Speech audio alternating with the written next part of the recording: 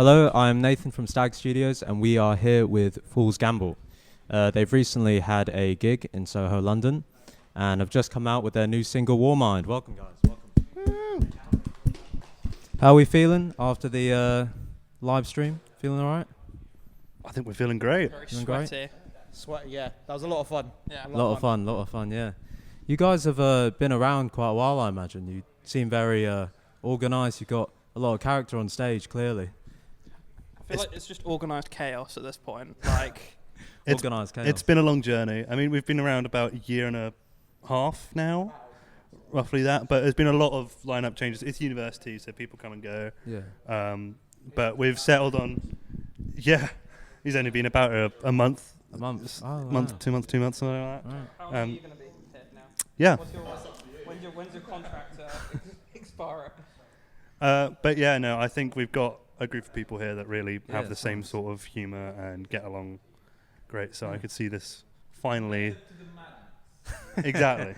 I've got to ask, how did all this start? You know, you came up. You seem like the only band in Guildford at the moment. I haven't seen So anyone my else last like band you. went very wrong.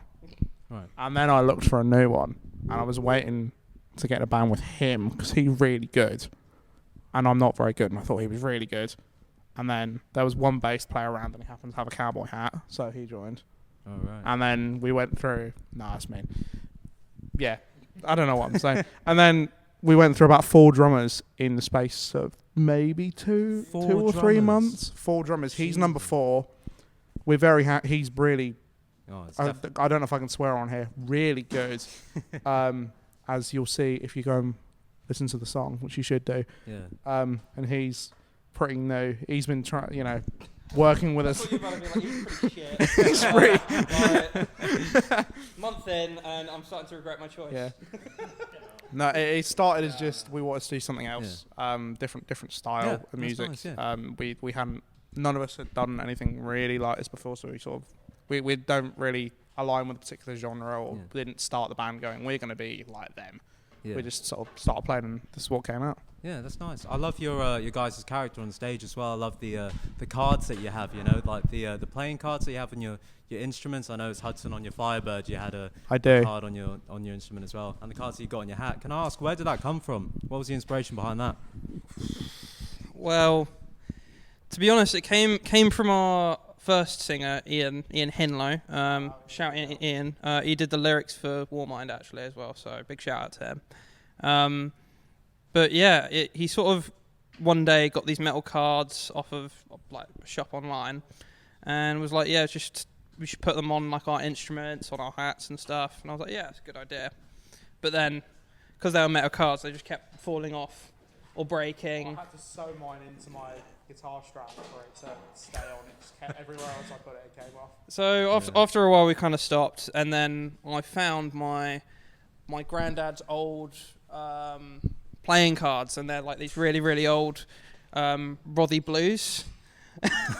Rothy Blue playing cards, and I thought, you know what, that's just a bit of character to it. So now I just, whenever we start a show, I'm like, what card do you want, everyone? How are you feeling today? So Chris has got the Queen of Hearts. That's quite clever. A bit of crowd interaction. Yeah. So Chris has got the Queen of Hearts today. Yeah. So yeah. Yeah. That means. Right, love it. I'd love to ask as well about your new single Warmind. Congratulations, came out quite recently. I wanted to ask, how did that come about? Who was the writer for that one? There you go, Chris. I mean, I wrote the instrumental pretty much, and then as we mentioned before, our singer Ian did the lyrics. I mean, the instrumental one was one of those ones that just sort of came out. I was listening to a lot of Foo Fighters. I think the song Arlandria, especially that one at the time, really inspired like the mode, like it's in Dorian. That was really what I wanted to go with, and I think it was different from a lot of the songs I'd written previously before, which were like, if you'd seen the live stream, there's a lot of stuff that's in drop C, a bit heavy. So I wanted to do something a bit more punky, accessible is one way to put it, but just like sort of more straightforward than me trying to overcomplicate things as I usually try and do in my music. Yeah. I also hear it's your you were the one that produced it as well. Yeah, I'd been doing a lot of demos and stuff. I mean, how we communicate as a band is I'll make a demo at home, or like someone will come up with a riff, I'll put it through Ableton and some stuff and make it at home, and then we'll come out that way. So I had a bit of previous experience, and then I got the most expensive version of Ableton with all the nice bells and whistles, and was able to mix the song myself, which was daunting, but got there in the end. Yeah. And it sounds alright. I think for a first time, I'm quite happy with it, actually. At one point, you did go very doom, and you were like, "Guys, I hate this." Guys, It was a slog. I want to stop.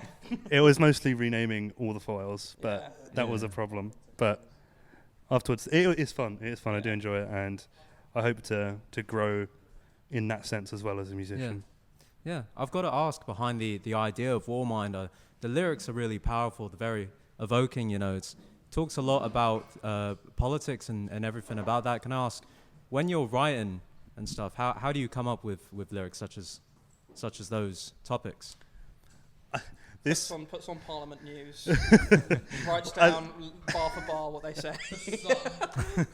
This one was especially interesting for us because obviously, I mean, Ian wrote it, and then the more and more we thought, oh yeah, well, the Make the Nation Great Again will be all trying bit of sarcasm towards American politics and all that sort of stuff, and especially as the last couple of months happened, and we're like, do we want to? I don't know about it. Guys, we're being sarcastic, please. Ironically, it was I thought it was quite like a dystopian sort of thing, but things happen.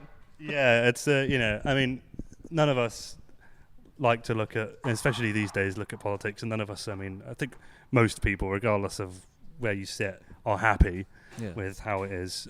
So you can take it whatever way you like. It's a song for rebellion and sort of frustration, and to get out of that and be like, come on, we can do better than this.